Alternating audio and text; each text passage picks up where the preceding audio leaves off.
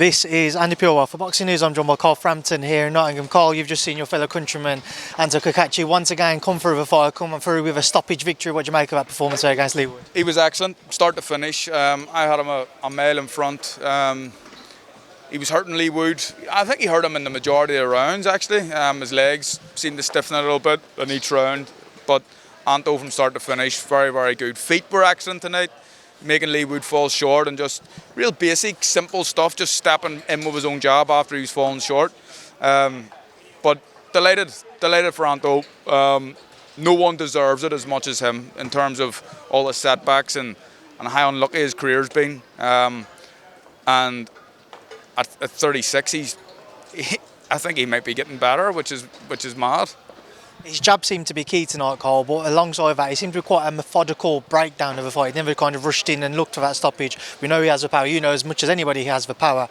But the way that he took his time to eventually find the efforts which broke Leigh Wood down, what did you make of it in that sense? I mean, he's got a really smart, clever boxing brain, and we've seen that on show tonight. He just broke him down round by round. There was a couple of rounds where he may have had a round off, should we say, and allowed Leigh to come back into it and maybe nick the rounds. But I thought it was a very sensible performance tonight from Anto. But in the same sentence, it was still exciting.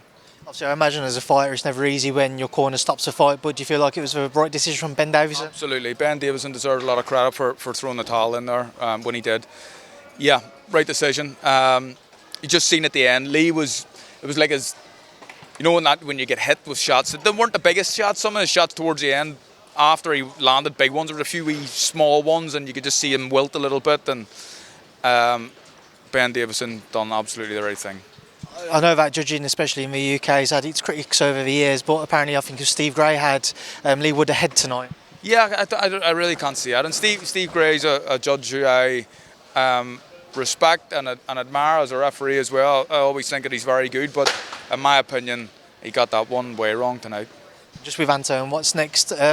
What is next for him? Do you want to see those other big fights, or do you think a unification, but like trying to chase a world title once again? I think his next fight, do it in Belfast, bring him home to Belfast. He'd sell out the Odyssey. Maybe an O'Shaquie Foster or someone like that, who I think someone like him, he would travel, he would come to Belfast, he'll get well paid for it obviously, but Anto can then become a WBC champion. We haven't had one since Wayne McCulloch, a WBC champion in Northern Ireland, so no doubt if Anto fights O'Shaquie Foster, who is a good fighter, he beats him. What are those party celebrations looking like tonight, Carl? Oh, I'm going to bed, I'm up early in the morning, but I'm sure the boys will be out and make a lot of noise. Well, Carl, listen, I appreciate your time. Thanks for speaking to me. Safe travels back home. Thanks, mate. Thank you.